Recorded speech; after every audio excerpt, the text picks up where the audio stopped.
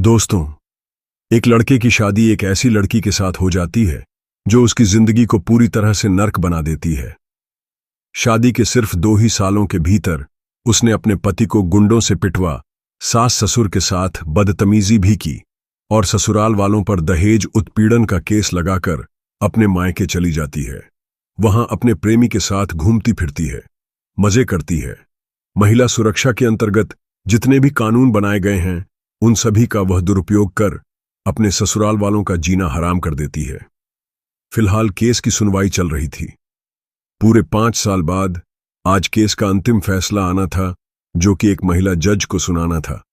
जो महिला मजिस्ट्रेट होती है वह 30 या 32 साल की एक ईमानदार और न्यायपसंद महिला होती है, जो कड़े से कड़े फैसलों को बहुत तुरंत सुनाने के लिए जानी जाती थी। जब उनके सामने यह केस आता है तो वह केस को सुनने के बाद उस महिला के पति की तरफ धीरे धीरे अपनी हमदर्दी जताने लगती है और ऐसे ही महिला जज कुछ ज्यादा ही आगे बढ़ जाती है। दोस्तों, बहुत ही खूबसूरत और इंटरेस्टिंग कहानी है।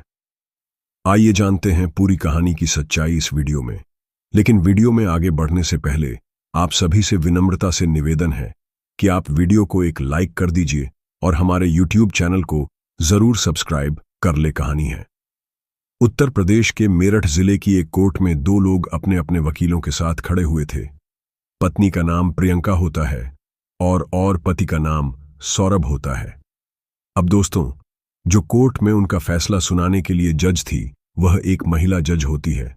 दोनों पति पत्नी की फाइल को पढ़ती है और थोड़ा सा मुस्कुराती है। फिर उस लड़के से पूछती है जिसका नाम सौरभ होता है, जो कि इंटर कॉलेज में एक टीचर था। तो मैडम उनसे पूछती है कि हाँ जी मास्टर साहब, अब आप बताइए, आप इंसान हो या हैवान? तो सौरभ कहता है, मैडम मैं तो एक साधारण सा इंसान ही हूं। तो मैडम कहती है आपकी पत्नी ने जो एप्लीकेशन में लिखवाया है उसके मुताबिक तो आप इन्हें मारते पीटते हैं। दहेज मिलने के बावजूद भी आप इनसे और दहेज लेने का दबाव जमाते हैं। और यह तो इतनी सुंदर है, फिर भी आप गैर लड़कियों के साथ नाजायज रिश्ते रखते हैं। और इसके अलावा जब इनके रिश्तेदार आपके घर आते हैं तो आप उनकी इज्जत नहीं करते, इन पर तरह तरह के अत्याचार करते हो। तो यह इंसानियत है या हैवानियत? अब इन सब बातों को सुनने के बाद सौरभ कहता है कि मैडम ये सब इल्जाम बेबुनियाद हैं, झूठे हैं, मैंने ऐसा कुछ भी नहीं किया है। फिर मैडम प्रियंका से पूछती है कि प्रियंका आप बताइए, आपने जो कुछ इनके बारे में लिखवाया है वह सही है या गलत? प्रियंका कुछ बोल पाती उससे पहले ही उनका वकील बोल पड़ता है कि मैडम ये जो शख्स है 1 नंबर का झूठ और मक्कार आदमी है। इसने शादी के पहले दिन से ही मेरी मुवक्किल के ऊपर अत्याचार करना शुरू कर दिए, इन्हें तरह तरह से परेशान रखा है। मैडम वकील को बीच में ही रोक देती है, कहती हैं कि वकील साहब आप नीचे बैठ जाइए, जिनके साथ ये सब हो रहा है जरा उनको भी तो कुछ बोलने दीजिए। मैडम प्रियंका से पूछती है जो तुमने तहरीर में लिखवाया है क्या वह सच है? तो प्रियंका कहती है हाँ मैडम ये बिल्कुल सच है। मैडम ने कहा अच्छा ठीक है, ये बताइए, एक बार इन्होंने आपके साथ मारपीट की और मारपीट में आपका एक हाथ टूट गया था, जरा आप मुझे बताइए आपका कौन सा था टूटा था? तो उसने बताया कि मैडम मेरा दाहिना हाथ टूट गया था। तो फिर मैडम ने कहा आपका दाहिना हाथ कौन सा है? तो वह एक हाथ को पकड़ते हुए बताती है कि यह मेरा दाहिना हाथ है। तो मैडम कहती है कि आपने जिस हाथ को पकड़ रखा है यह तो आपका बाई हाथ है। तो वह तुरंत दूसरा हाथ पकड़ती है कि हाँ मैडम यह वाला है।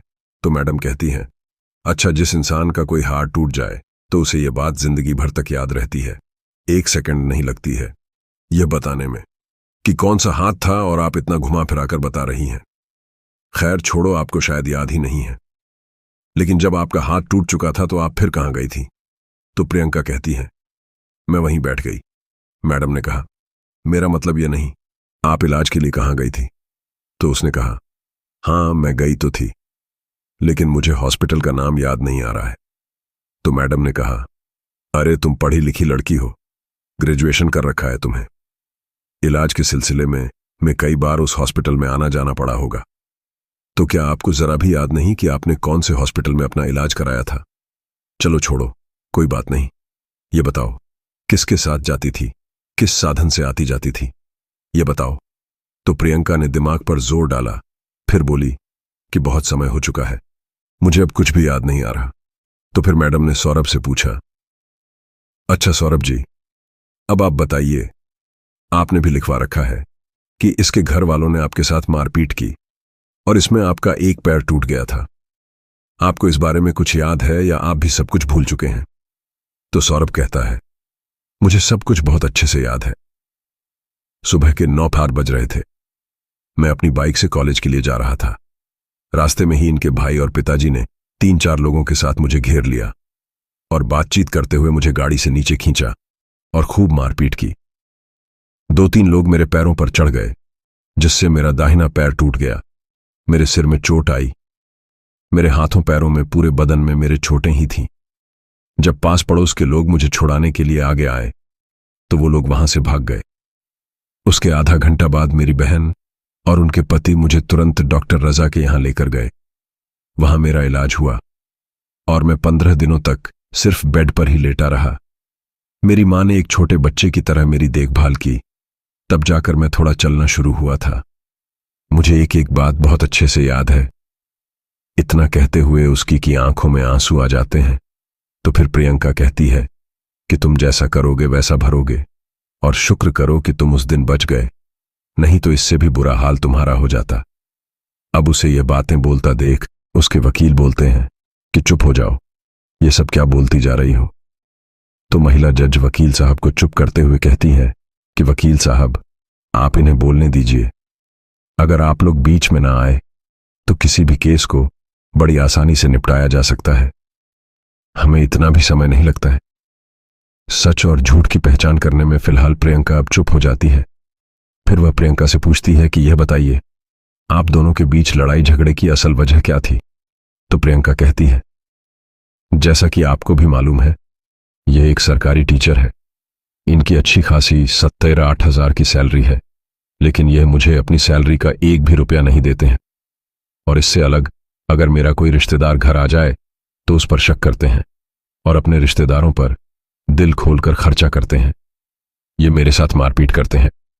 मैंने इनसे शादी कर ली है तो यह सोचते हैं कि मैं जिंदगी भर इनकी गुलामी करती रहूंगी, लेकिन मेरी भी एक जिंदगी है।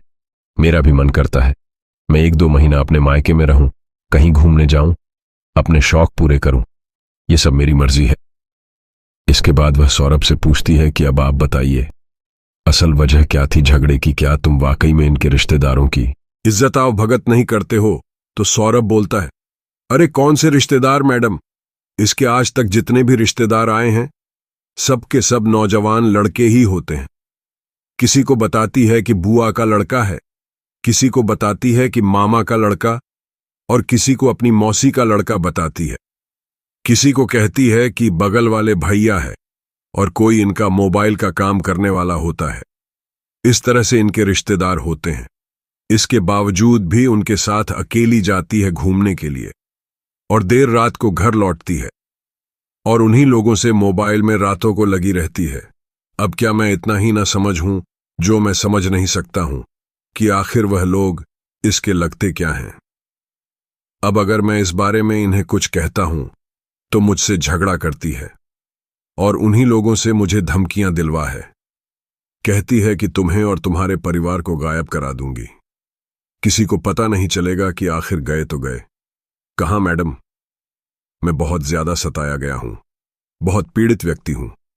जब से इन्होंने मेरे साथ मारपीट की है, मैं पिछले 5 सालों से कचहरी के चक्कर लगाने में हूं। चक्कर काटते काटते थक चुका हूं। मैं अपने माता पिता को देखूं या अपनी नौकरी को देखूं या फिर इसी तरह दर दर के धक्के खाता रहूं, इसको तो कोई रोक टोक करने वाला ही नहीं है। टेंशन फ्री रहती है मुझे। आप इससे न्याय दिलाते हुए छुटकारा दिला दीजिए। ये मेरी सैलरी का आधा पैसा मांगती है। तो तभी प्रियंका कहती हैं, अब आधा नहीं, तुम्हें पूरे ही देने होंगे, और अगर नहीं दोगे तो फिर देखना मैं तुम्हारा क्या हाल करवाती हूं। देखिए मैडम, सरेआम कैसे मुझे धमकियां दे रही हैं। मैं इससे बहुत तंग आ गया हूं। अगर मेरे माँ बाप ने मुझे ना संभाला होता तो ना जाने कब का मैं अपनी जिंदगी को खराब कर चुका होता। अगर मुझे कुछ हो गया तो मेरे माँ बाप की देखरेख कौन करेगा? तो प्रियंका कहती है, अरे अपने माँ बाप को भी अपने साथ ले जाना दोस्तों। तभी प्रियंका का वह वकील बोलता है, अरे बस चुप हो जाइए। तो फिर महिला जज बोलती है, वकील साहब, आप तो कह रहे थे कि आपकी मुवक्किल बहुत मासूम है ना। समझ है, और यहां तो ये सरेआम खुली धमकियां दिए जा रही हैं। इस पर क्या कहना चाहोगे? आप अब वकील भी शांत रह जाता है। तो फिर मैडम कहती हैं, अच्छा ठीक है, ये बताओ तुम अपने पति सौरभ के साथ वापस जाओगे या नहीं? तो प्रियंका कहती है, नहीं, मुझे नहीं जाना है।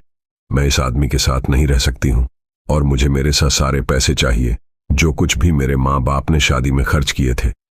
अब इस पर सौरभ बोलता है कि मैडम, ये सभी दहेज का सामान ले जा चुकी है, एक चादर तक नहीं छोड़ी। इसने गहने वगैरह सब कुछ ले लिया है और उल्टा दहेज का मुकदमा मुझ पर लगाया हुआ है। अब बताऊं मैं इसको क्या वापस करूं? मेरा पैर तोड़ा और मेरे ही ऊपर अपने हाथ तोड़ने का इल्जाम लगा दिया।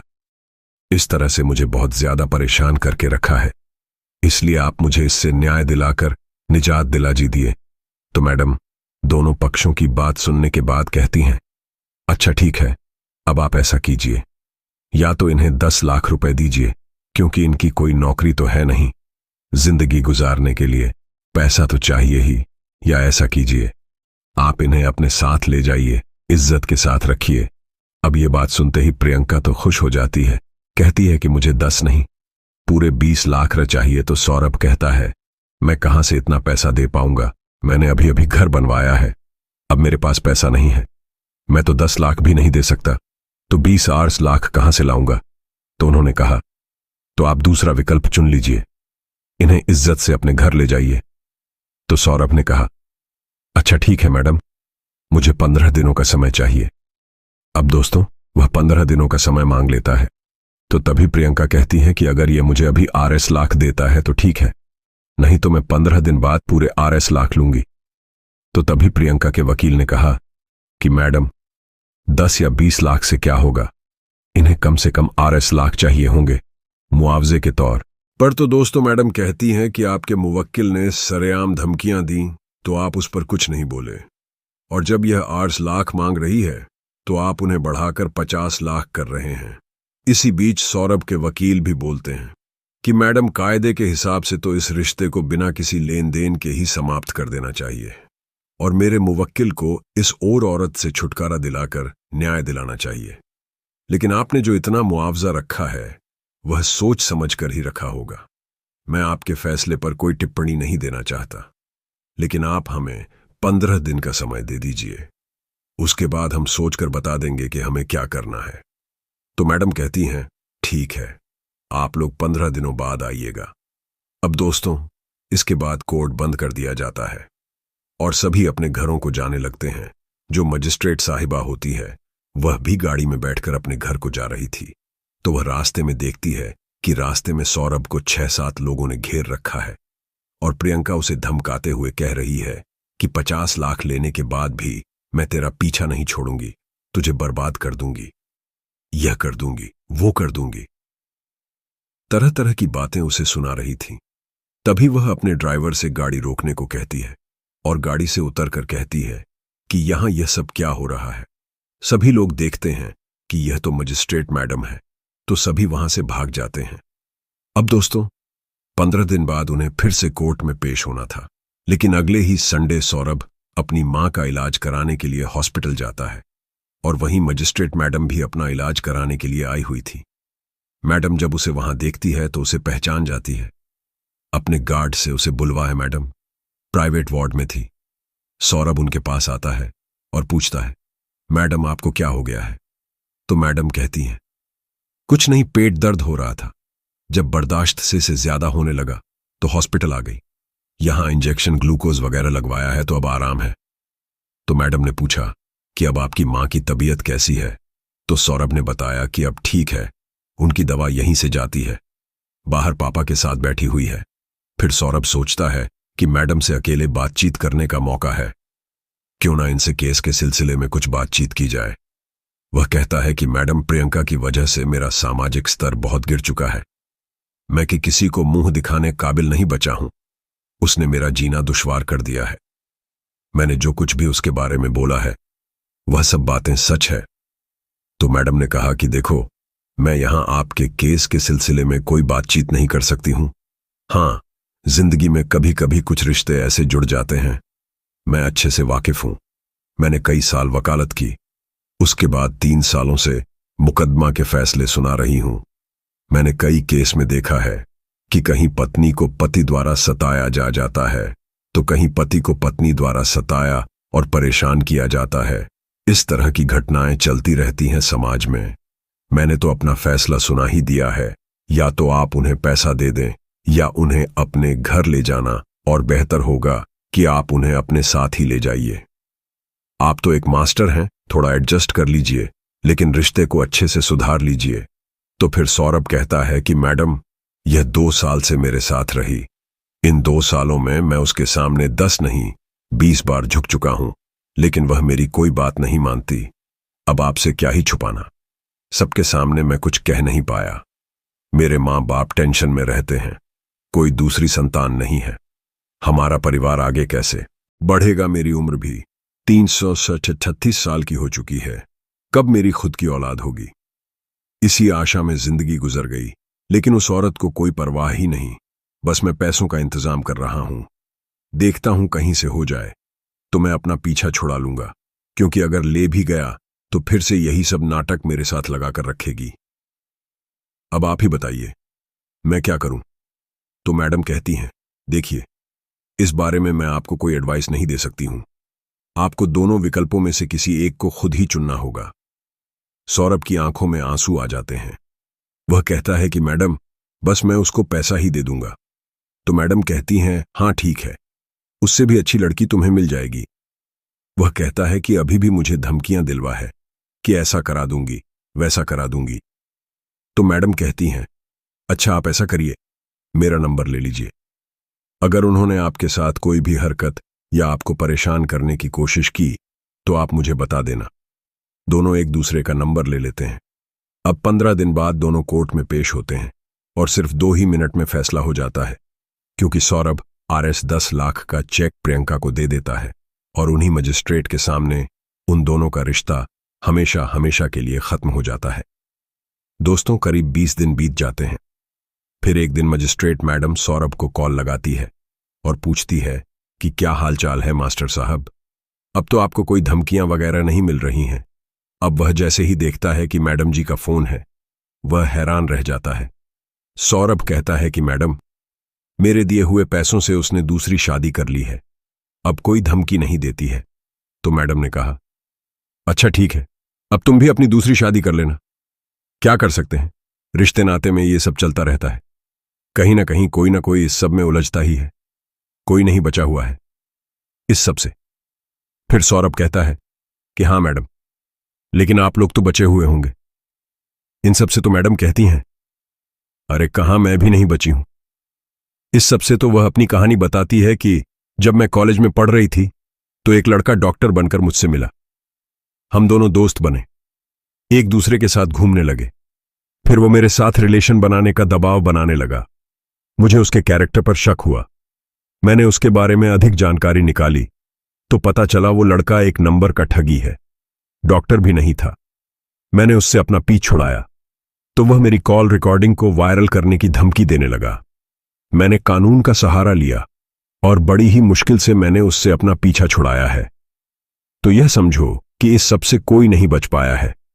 बहरहाल, आप अपनी दूसरी शादी कर लीजिए। आप इतने अच्छे हो, आपको तो बहुत अच्छी लड़की मिल जाएगी। तो वो कहता है, अच्छा ठीक है मैडम, मैं कर लूंगा, लेकिन किससे करूं? मैंने तो इस बारे में कभी कुछ सोचा ही नहीं। ऐसी कोई लड़की मुझे दिखाई ही नहीं दी है। तो मैडम कहती हैं, ठीक है, आज आपके पास किसी लड़की का फोन आएगा तो आप उससे बात कर लेना। दोस्तों, वो चौंक जाता है, पूछता है, कौन सी लड़की मैडम? वो कहती है, बस आपके पास फोन आएगा, आप खुद उससे बात कर लेना। अब मैडम इतना कहकर फोन काट देती है। मास्टर साहब इंतजार में लगे रहते हैं कि किसी लड़की का फोन आएगा। रात के 11 बज जाते हैं, लेकिन किसी लड़की का फोन नहीं आता है। 1-2 फोन आए तो थे, लेकिन वो मास्टर जी के परिचित ही लोग थे। जब भी फोन आता था तो मास्टर साहब का दिल जोर जोर से धड़कने लगता है। करीब रात के 11 बज चुके थे। फिर मैडम ही कॉल करती हैं और पूछती है, कि मास्टर साहब क्या हाल है, आपके आया किसी लड़की बड़की का फोन आपके पास? तो सौरभ कहता है, अरे नहीं मैडम, अभी तो नहीं आया है, मैं तो इंतजार में ही था। तो वह कहती है, कोई बात नहीं, आप इंतजार करिए दोस्तों। फिर अगला दिन भी गुजर जाता है।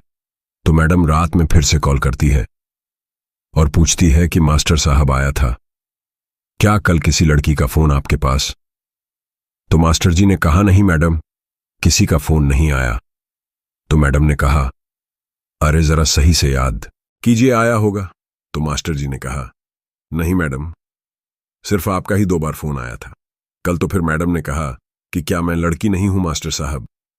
अब दोस्तों, इतना सुनते ही सौरभ की सांसें थम जाती हैं। वह रोने लगता है और कहता है, मैडम, आप अपने बारे में बात कर रही हैं? तो मैडम बोली, हाँ, मैं अपने बारे में ही बात कर रही थी, क्या मैं अच्छी नहीं हूं? मास्टर जी ने कहा, मैडम, आपके लिए मैं निशब्द हूं, आपका क्या ही कहना, आप तो मजिस्ट्रेट हैं और मैं एक मास्टर हूं। तो उन्होंने कहा, तो क्या हुआ, आप तो एक गुरु हैं और आपसे ही पढ़ लिख कर लोग यह मुकाम हासिल करते हैं। अब दोस्तों, मास्टर जी के पास कोई शब्द नहीं रहते। फिलहाल अगले दिन दोनों एक दूसरे से मिलते हैं और बातचीत शुरू हो जाती है। एक दूसरे से बेइंतहा प्यार करने लगते हैं और कुछ महीने बाद ही दोनों शादी भी कर लेते हैं। तो दोस्तों, यह थी आज की कहानी। आपको कैसी लगी कमेंट करके जरूर बताना, और अगर कहानी आपको जरा भी पसंद आई हो तो वीडियो को एक लाइक कर दीजिए और हमारे साथ तब तक के लिए धन्यवाद। जय हिंद।